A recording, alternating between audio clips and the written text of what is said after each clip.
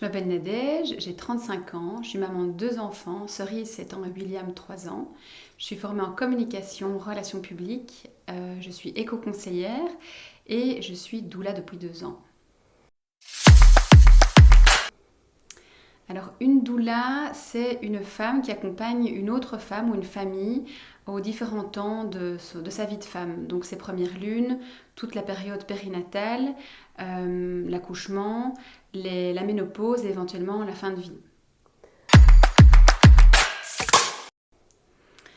Alors concrètement, moi je suis spécialisée dans la partie périnatale, c'est-à-dire vraiment tout ce qui tourne autour de la maternité et de l'accouchement, de la naissance. J'aide à préparer les parents en amont. Je les accompagne à l'accouchement le jour J. Je prends soin d'eux en postnatal. Et puis je propose des massages, des rituels, des ateliers collectifs et tous des outils qui aident à apaiser pour se sentir confiant le jour de l'accouchement. Les avantages sont nombreux. Après, c'est à chacun de sentir de quoi il a besoin, mais c'est surtout une aide pour choisir en fait ses conditions de naissance. C'est surtout un soutien émotionnel parce que parfois on a du mal à avoir un bébé ou le processus est un peu long et donc on a besoin d'espace pour pouvoir être entendu, donc qu'on prenne soin de soi.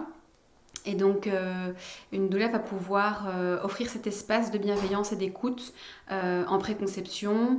Pendant la grossesse, elle peut informer, sensibiliser, elle peut aider à faire des choix éclairés, elle peut vraiment accompagner la naissance en étant 100% présente, en étant un visage de confiance, en aidant les parents dans les positions, en étant là pour lui tenir la main, pour masser maman, pour prendre le relais avec papa, pour gérer les aînés, pour apporter à manger et pour prendre soin en postnatal, pour ritualiser, pour célébrer, pour apaiser. Donc c'est du confort et la cerise sur le gâteau.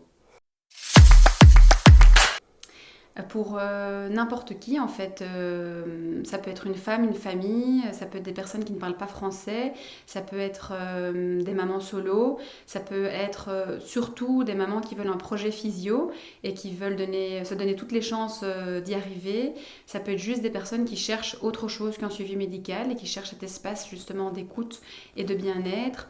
Ça peut être des personnes qui veulent un peu de sacré, un petit peu de rituel, mais bon, toutes les doulas ne font pas spécialement du sacré, mais voilà, quelque chose qui sort un peu de l'ordinaire, quelque chose quelqu'un en tout cas qui peut permettre cet accompagnement émotionnel. Alors les doulas, oui, elles sont partout dans le monde, elles existent depuis la nuit des temps. Les femmes accompagnent les femmes à mettre au monde leurs enfants, mais au niveau de l'accouchement, on les retrouve dans tous les lieux, à domicile, aux côtés des sages-femmes, en maison de naissance, à l'hôpital. Juste veiller à ce qu'il y ait une convention ou un accord du gynécologue pour leur donner accès. Alors une doula, ce n'est pas une sage-femme. Une doula est complémentaire vraiment au suivi d'une sage-femme. La sage-femme propose vraiment cet accompagnement global. Elle est la gardienne de la physiologie. C'est vraiment elle qui est la responsable médicale en partenariat avec le gynécologue qui est lui le responsable de la pathologie. Et la doula, elle est complémentaire. Elle vient offrir un espace de prise en charge émotionnelle qu'elle partage avec la sage-femme. La sage-femme, elle a vraiment deux bulles, technico-médicale et émotionnelle. Et la doula aura vraiment une bulle émotionnelle et logistique.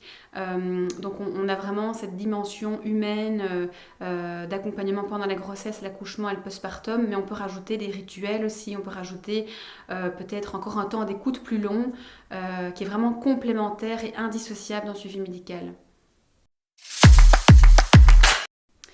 J'ai suivi de nombreuses formations.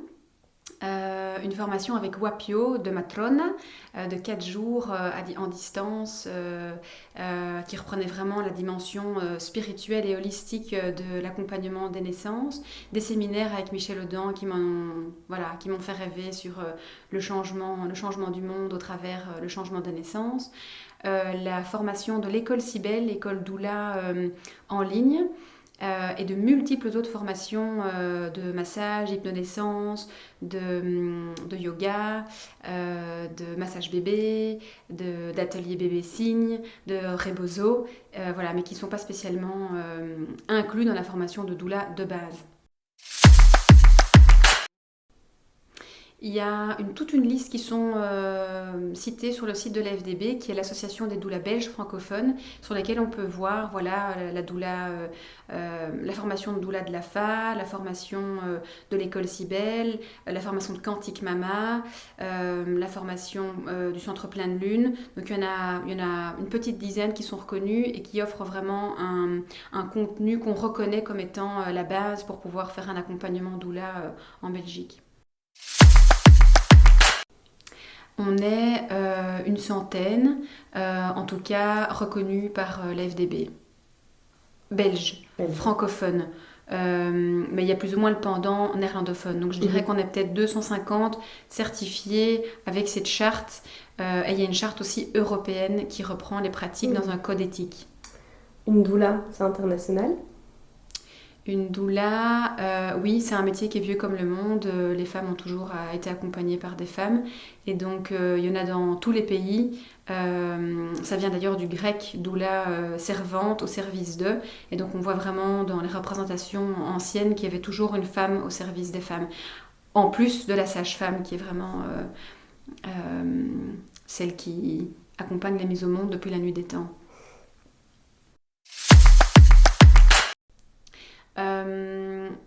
Non, on peut vraiment se contenter en étant doula d'être juste une doula, c'est-à-dire d'offrir un temps d'écoute et un accompagnement pour faire des choix éclairés en préconception, autour de la grossesse. Ça peut être aussi des deuils, des arrêts naturels ou volontaires de grossesse. Voilà, il y a toute une série la doula peut vraiment être juste au niveau de l'accompagnement de la grossesse, du postpartum. Certaines accompagnent les accouchements, d'autres pas. Elles sont en fait assez rares. Et pour pouvoir proposer tous les autres services, que ce soit le massage, le portage, l'hypnodescence et tout ça c'est complémentaire. C'est des services qu'on propose en plus et qui sont des couleurs en fait que chaque doula porte. C'est pour ça que c'est important de bien choisir sa doula et on peut la retrouver sur le site de l'AFDB par région ou par service. Non, une doula n'est pas une birth keeper. Une doula est vraiment... les doulas reconnues par l'AFDB ont signé une charte dans laquelle elles s'engagent à tenir une posture et à ne pas outrepasser leur rôle. Une birth keeper, par exemple, peut accompagner un accouchement non assisté, ce qui n'est pas le cas d'une doula qui a signé la charte de l'AFDB. Alors les tarifs dépendent d'une doula à l'autre. Les prix sont plus ou moins alignés et sont plus ou moins par région, on va dire. On ne paye pas la même chose sur Bruxelles et au Luxembourg. Mais il y a plus ou moins 50 € de l'heure, 75 une heure et demie, et autour de 300, 600 pour un accouchement. Et il y a une mutuelle pour le moment francophone qui rembourse les soins de doula, la mutualité libre qui rembourse 150 € dans ses avantages extra.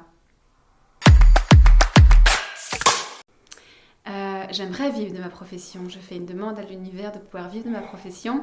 Mais aujourd'hui, tout ce que je gagne de mes activités doula sont réinjectés dans mes formations et mes frais de déplacement parce que je vais énormément à domicile justement pour prendre soin des mamans et des familles après les naissances ou pour proposer des massages. Et donc voilà, tout ce que je gagne pour le moment est injecté dans les nombreuses formations que je suis pour être à la page et choisir quelle doula j'ai envie d'être. Mais je ne gagne pas de salaire pour le moment, je ne touche pas de... Voilà, je ne me rémunère pas encore en tant que doula, mais j'aimerais. C'est une bonne question. C'est un chemin qui fait sens.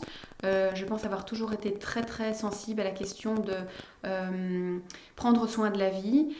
J'ai un parcours qui a pris soin de la vie au niveau de l'agriculture, au niveau du zéro plastique, au niveau de la transition écologique. Et donc c'est tout naturellement dans mes choix d'accouchement en extra-hospitalier, de maison de naissance et à domicile que j'ai dû vraiment beaucoup me renseigner, que j'ai acquis beaucoup d'expérience et de savoir, et qu'au contact en fait de plusieurs sages-femmes sur ma route, Voilà, les choses se sont mises pour qu'on développe ensemble une maison de naissance, qu'on expérimente la collaboration, et puis d'aujourd'hui avoir envie de proposer tout plein d'outils pour améliorer les conditions de naissance et de vie en fait des familles.